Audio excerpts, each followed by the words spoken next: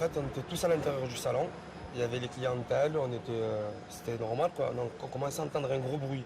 Au début, on a tous eu peur. On ne savait pas ce qui se passait. Une explosion. Je suis sorti le premier, affolé, quoi. Je me suis mis devant et c'est là où je vois la mère avec le petit par le balcon et le feu qui était derrière énorme. Et la première chose qui venait à l'esprit, c'est d'essayer de sauver cette dame et de faire le maximum. Il y a eu plusieurs voisins qui sont sortis, qui nous ont porté de l'aide avec les extincteurs. On s'est mis devant. Dès que la femme elle voulait jeter le petit, on criait qu'il ne fallait pas le jeter, puisqu'on n'était que 2 ou 3, qu'il n'y avait pas assez de monde. On commençait à appeler du monde. Et c'est là que tous les commerçants nous ont rejoints. On s'est tous mis en cercle et on a essayé d'attraper le petit. Et c'est là où il y a eu un héros qui montait et qui a réussi à gripper le petit.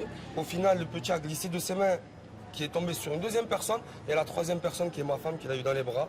Et elle a traversé vite la route, elle est rentrée au centre de coiffure. On l'a mis de l'eau, le petit bébé, et il allait bien. Dès qu'on a vu que le petit nourrisson allait bien, on était déjà rassurés. Il y avait d'autres personnes qui étaient là, qui essayaient de sauver encore les 2 autres petits. Il y avait un grand qui avait presque 11 ans. Donc on a mis un camion devant, et on a sorti l'échelle, on a mis l'échelle sur le camion, et là on a pu sauver la maman et le deuxième enfant, le plus grand, quoi, le plus âgé. Mais c'était un moment fort en émotion, et je m'en remets pas jusqu'à aujourd'hui, quoi. Je suis vraiment...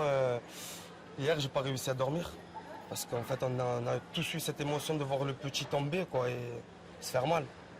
Vous avez Donc, conscience d'avoir sauvé des vies à vous tous? Aujourd'hui, non, pas encore, parce que c'est peut-être l'état de choc et tout ça. Hier, depuis ce qui s'est passé, en fait, on a fermé le salon.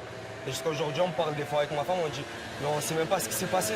C'est tellement rapide qu'on ne se rend pas compte. Et même jusqu'à aujourd'hui, je ne m'en rends pas compte du tout. Parce que le feu, en fait, il a pris où, on sait? En fait, j'ai entendu des gens dire qu'il est parti du bloc, d'en bas, quoi, et qu'il a fini en haut. Mais c'était énorme. Quand elle avait l'enfant dans les mains, il y avait le feu qui était derrière elle.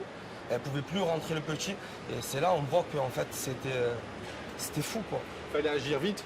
Oui, la maman était affolée, il fallait la rassurer. Parce que la maman, elle ne savait pas quoi faire. Elle voulait jeter le petit le plus tôt possible, parce qu'il y avait les flammes. Mais elle ne pouvait pas le jeter comme ça aussi, le petit. Donc on a essayé de la rassurer au début, de lui dire non, de ne pas le jeter aussi rapidement, d'attendre un minimum. Et c'est là où il y a eu d'autres personnes qui sont venues nous porter rescousse. Mais c'était un moment fort. C'était un moment fort et c'est là où on voit que tous soudés, on a réussi à faire quelque chose de bien. Et ça fait plaisir. C'est ce qui fait plaisir aujourd'hui.